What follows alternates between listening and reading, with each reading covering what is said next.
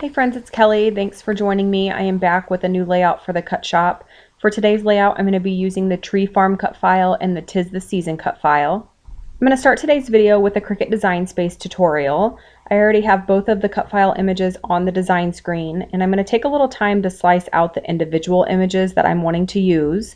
So I've just inserted a shape. I'm going to lay it on top of the image that I'm wanting to use, size it to fit over that image, select both the shape and the cut file image, then go over to the Layers tab and hit the Slice button.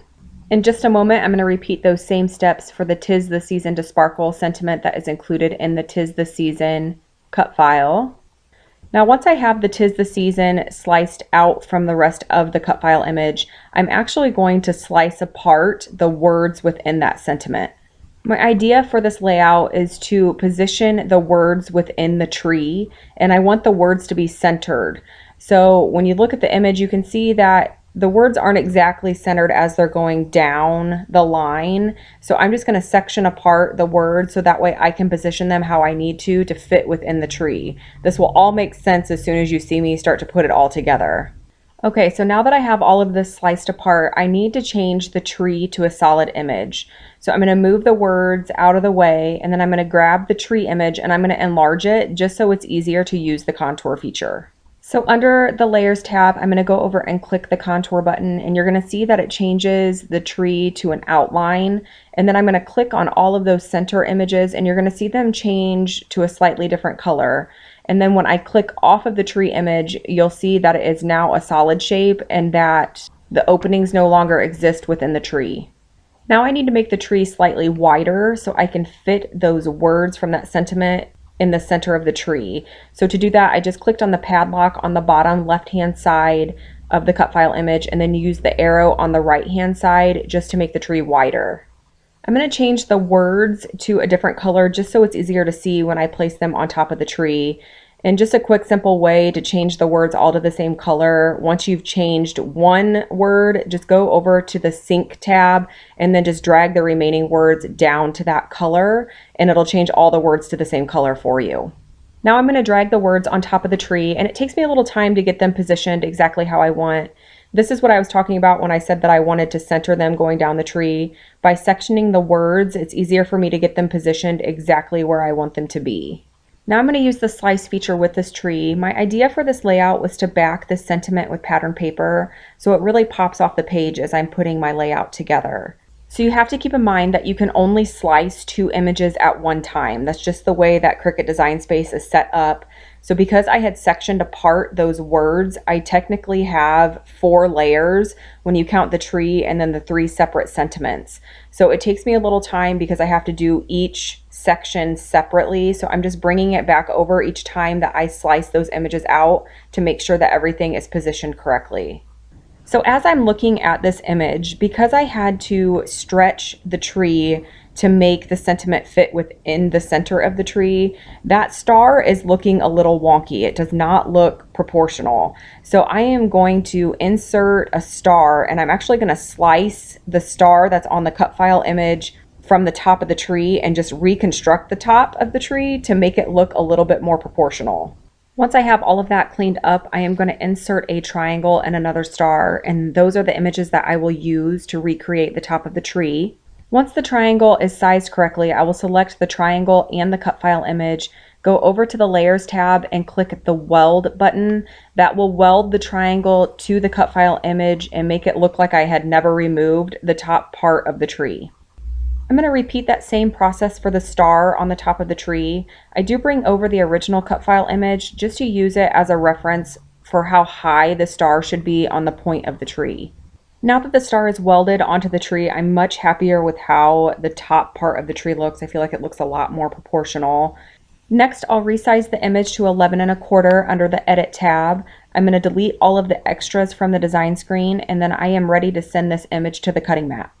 So I don't know how well you can see it, but the image is cut on the white cardstock and I still have everything attached to my Cricut mat.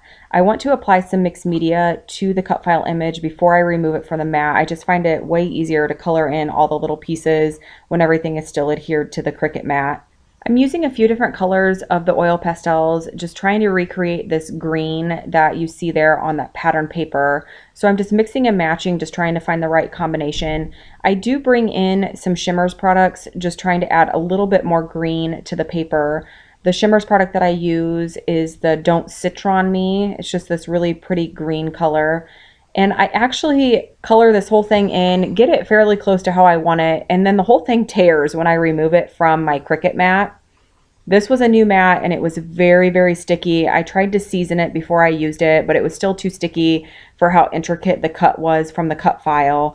So I end up just redoing the mixed media. I recut the image and then recreate the mixed media also.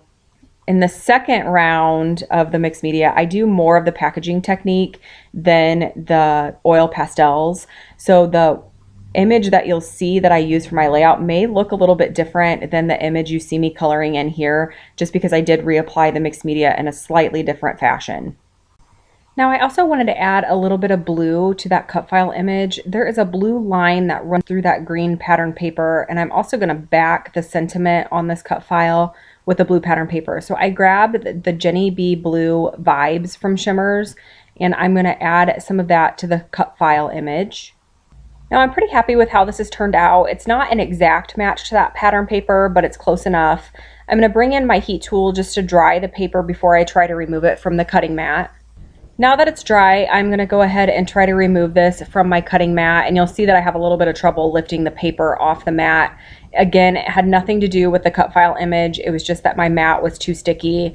I had used this mat 2 or 3 times previously, and I found that about the 4th time that you use it, everything starts to come off a lot easier. So the next time I run it through the Cricut and I put the mixed media on and I go to lift it off the mat, it comes off perfectly with no problem. Okay, so here is the image that I'm going to use for my layout. You can see that I've cut it again and I've applied the mixed media. I used all of the same products as I did the first time around. I'm going to use this wood grain pattern paper for my background, and that wood grain paper is from an older hip kit. All of the other pattern papers on this layout are from the Tinseltown collection from Pretty Little Studio that was designed by Ashley Horton, including the pattern paper that I used to back the cut file image.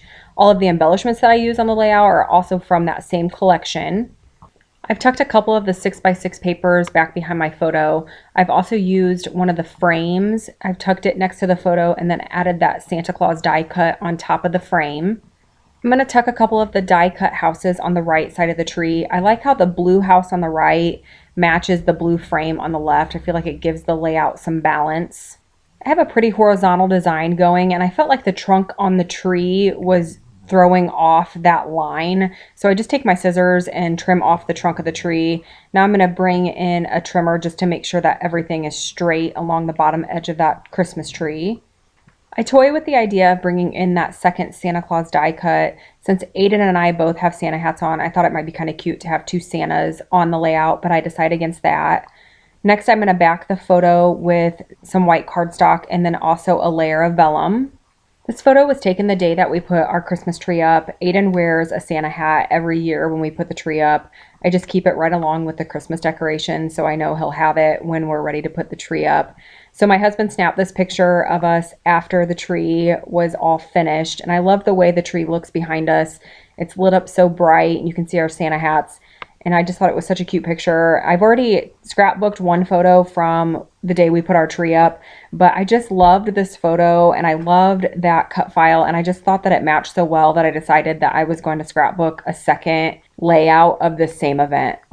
So I'm happy with how all of these layers are coming together. I'm going to go ahead and adhere those 2 6x6 papers. I only adhere the corner of the pink and red and white striped paper to that green pattern paper because I'm going to trim off the part that you can't see and save it for another project later on. Right now, I'm just lightly adhering everything to the layout. I know that I'm going to come in with some stitching later, so I'm not really concerned with how much adhesive is on the cut file image or the pattern papers at this point. All the other images I will adhere down with liquid glue just to make sure that everything is secured to the page and that it's not going to fall off after it's in my page protector. At this point, I'm just looking for little odds and ends to add to the layout. I bring in a few acrylic stars a couple times as I'm making the layout. Those are also from the Pretty Little Studio Tinseltown collection, but I don't end up using any of those on the layout. I'm going to bring in that blue and green heart, and I'm going to leave it right down there next to the Santa. The background was just feeling really empty. I thought about adding some stamping or maybe even some more pattern papers, but I decided to go with some white acrylic paint. So I made some marks with a pencil just so I knew where the photo was going to be positioned on the layout. I want the acrylic paint just kind of peeking around from the edge of the photo. At first I thought I was only going to add it to the left side, just right around the photo area, kind of as an additional element behind the photo, like an additional layer. But then I decide that I want to take it all the way across. So I'm going to paint that entire area on that background with that white acrylic paint. Now, after I had finished painting this and I brought everything back onto the layout, I thought that I had ruined it. I wasn't loving how it looked, but I decided to continue to go with it. And in the end, I'm actually really happy with it. I think it adds just a little bit more texture and a little bit more visual interest to the layout. So I'm happy that I did it. So don't be afraid to take risks like that. The worst thing that can happen is that you have to grab a different pattern paper to use as your background. So now I'm going to start adhering everything down with the liquid adhesive, and then I'm going to take the layout over to my sewing machine to add some stitching.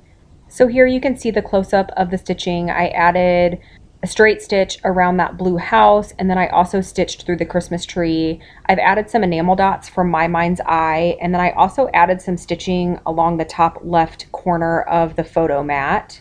Now I want to add some black splatters to the layout, and black splatters to me are always a little risky. I can never get them to land the way that I want, and they are permanent. So once they're on there, there's not much you can do about it, but I decided that I'm going to go for it. This background paper has a really slick feel to it, and I was worried that the Heidi Swapp Color Shine wouldn't soak into the paper the way that I needed it to. So I decided that I'm going to grab some acrylic paint. And this black acrylic paint I have had for a long time, and it has pretty much turned into a texture paste. It is so thick that I had to use a palette knife to get it out of the bottle, and then I just added a lot of water to the paint so that way I could add the splatters with a paintbrush. I also tested out the splatters on a scrap piece of paper before applying them to the layout. I don't typically add my splatters with a paintbrush, and I know that the bigger the brush, the bigger the splatter, so I wanted to make sure that I was using the right size brush, so I thought I should test it out before I applied it to the layout. And somehow I managed to get paint on my face on the photo. I'm not sure how that happened. I do realize it as I'm going along, and luckily I had printed this photo using my selfie printer, and from what I understand, those prints are waterproof, so I was able just to wipe that paint off with no problem. So I was super happy about that I didn't have to reprint the photo. Once I have that paint cleaned up, this layout is finished. I'm going to leave you with some still shots. Remember to head over to the Cut Shop to check out the cut files. I will have it linked in the description below. There's also a sale happening through the end of the month, so you have today and tomorrow to take advantage of that. The code for the sale is in my blog post, which I will also have linked to in the description below. I will be back again very soon with another layout and another process video. Thank you so much for watching.